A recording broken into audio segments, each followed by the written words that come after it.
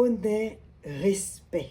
Salutations distinguées et fraternelles à vous tous et toutes qui êtes maintenant branchés sur la chaîne Manzé Choublack. Aujourd'hui, comme vous avez remarqué, je suis dans un autre cadre parce que je suis en déplacement professionnel. Durant ce voyage, j'ai eu à rencontrer des frères et des sœurs du continent Alkebulan qui vivent en Occident et qui ont eu des mille et une questions pour moi sur la situation actuelle d'Haïti. Pour la plupart d'entre eux, j'ai eu à leur référer à ma chaîne Manzé Choublack parce que beaucoup de leurs questions ont été justement répondues dans mes multiples interventions. Mais également, j'ai eu à discuter longuement avec deux militants du continent, de pays différents, mais qui ont les mêmes préoccupations que nous. L'un d'entre eux, je ne veux pas nommer le nom, mais je vais titrer et mettre sa photo probablement sur cette vidéo pour l'honorer parce que c'est un militant de longue date et c'est quelqu'un qui continue de se mettre debout parce qu'il a la conviction, il veut absolument nous voir évoluer et nous voir autrement que dans la misère, dans des situations instables et j'en passe. Vous connaissez déjà la chanson. Alors, il a eu l'idée géniale de me formuler des questions dont beaucoup d'amis, de sympathisants, d'abonnés et comme j'ai eu à le dire, des frères et des sœurs ont eu à me questionner sur ces mêmes questions. Alors, il les a bien formulées pour moi et je le remercie.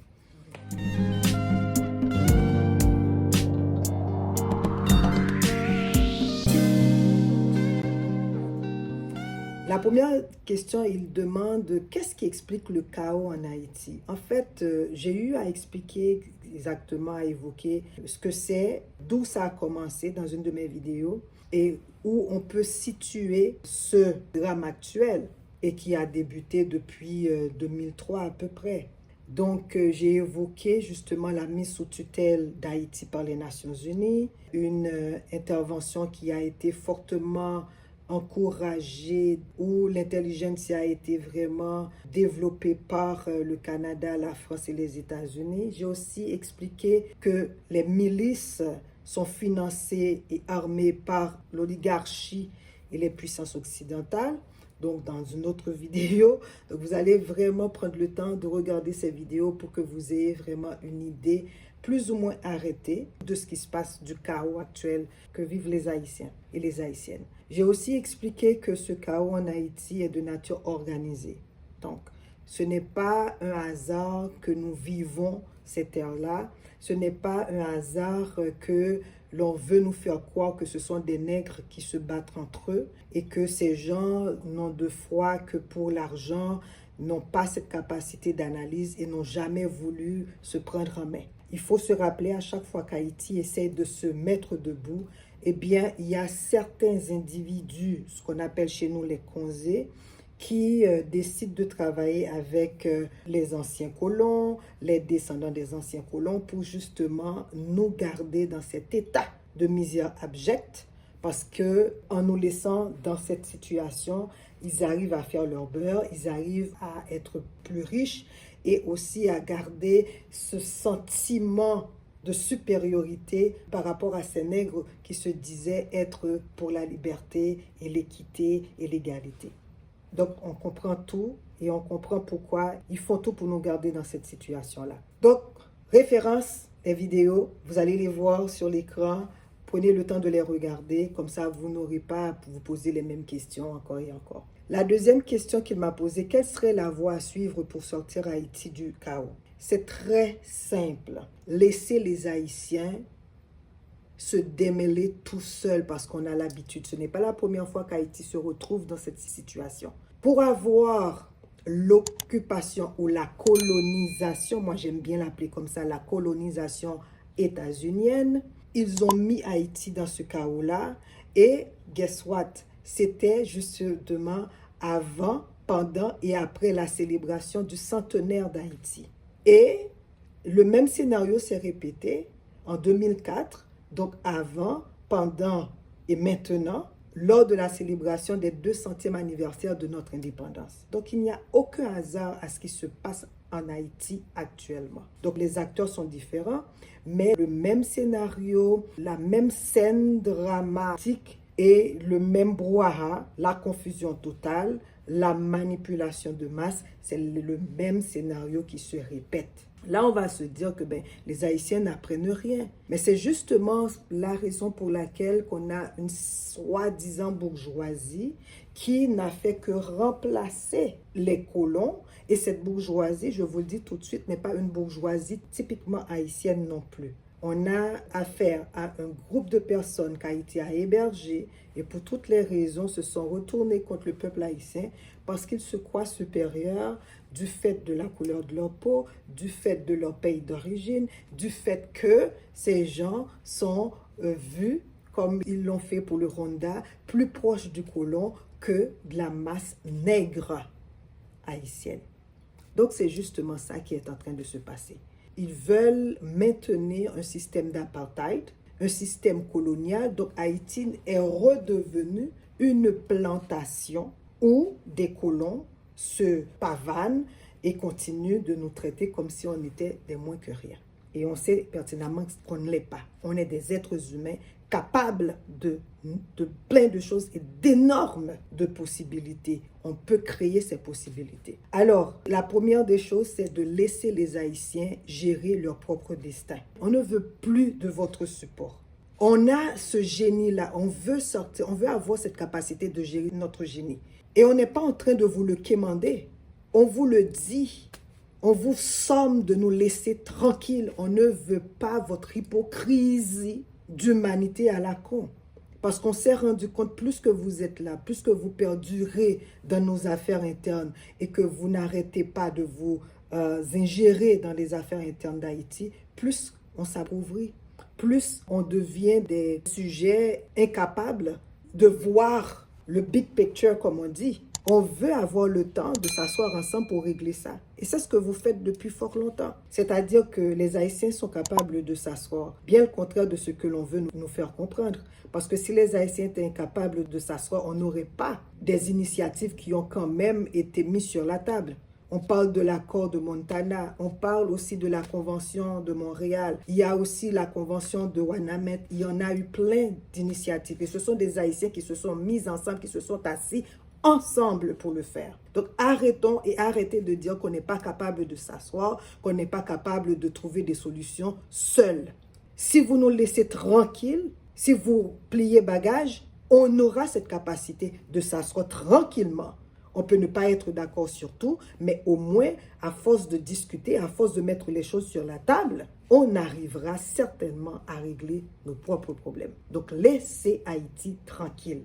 Les propositions de crise, je crois que ça revient au peuple haïtien de s'asseoir et de se dire voilà nos propositions. Mais il faut qu'on se le dise nous-mêmes ensemble. On a besoin de personnes pour venir s'asseoir avec nous, à moins qu'on l'ait décidé qu'on veut tel ou tel allié pour venir s'asseoir avec nous d'un commun accord pour discuter et médier les différends. La troisième question, c'est comment se libérer de l'emprise des milices. Haïti a eu affaire à des bastions armés dans le passé. Là, on fait appel justement aux anciens militaires, aux policiers qui ont encore l'honneur, l'éthique et l'honnêteté de se rassembler, de se mettre ensemble.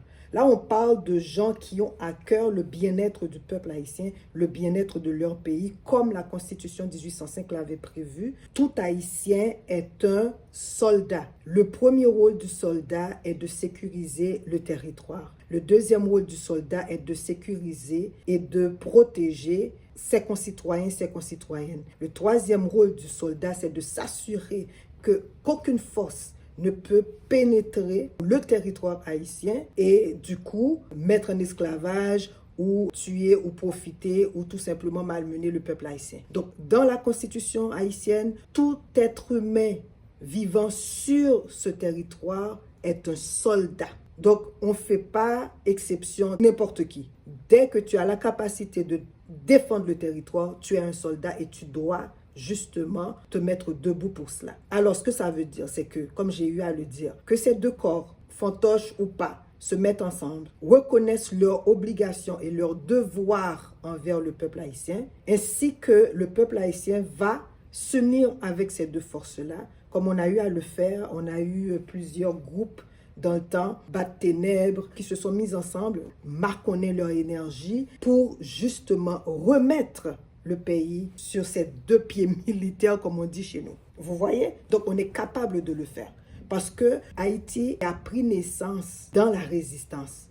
Donc, on est des êtres qui ont cette capacité de résistance. Si on ne nous emmerde plus, si on nous laisse tranquille pour qu'on prenne en main notre sécurité et notre façon de faire. Parce que je vais vous dire très sincèrement, il y a eu le mouvement Bouakale. En très peu de temps, je vous dis en très peu de temps, ceux-là qu'on appelle les milices ont eu mal au ventre. Il y en a eu qui ont même eu déjà à demander pardon. Parce qu'ils savent que quand le peuple haïtien se met debout, il n'y a personne, aucune entité qui puisse se mettre debout devant la détermination du peuple haïtien. Donc nous avons la capacité et on peut régler le problème.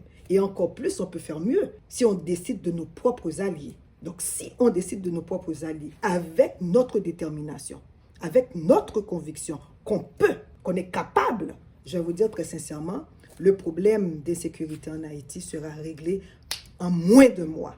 Parce que lorsqu'on veut, on peut.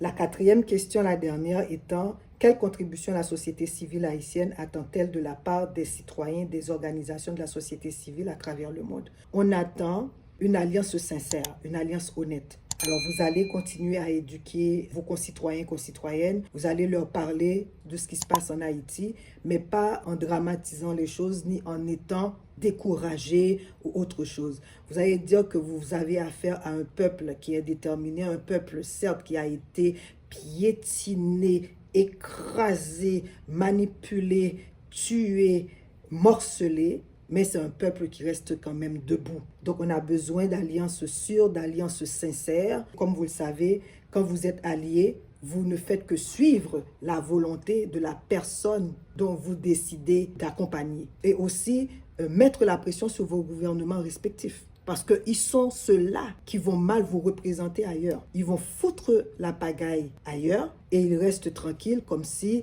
on est là, on veut aider. Mon Dieu, que ces gens sont ingouvernables, incontrôlables. Non, ce n'est pas le cas. Et nous avons décidé de certaines initiatives.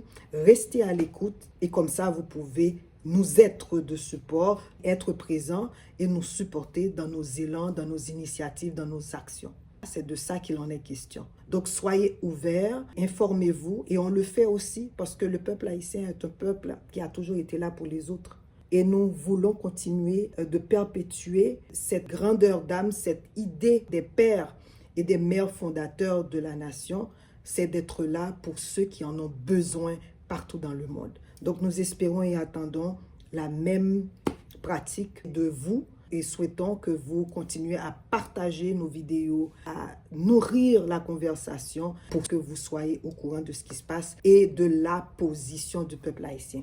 Le peuple haïtien dit: nous voulons prendre en main notre destin. Nous voulons décider de nous-mêmes, par nous-mêmes et avec nous-mêmes. Nous sommes capables de nous prendre en main. Nous sommes capables de nous sortir de ce déboire, même si ce n'est pas de nous qu'est venu ce chaos-là. Alors, voilà. Sur ce, je pense avoir fait le tour. C'est la vidéo, je crois, peut-être qui est la plus courte.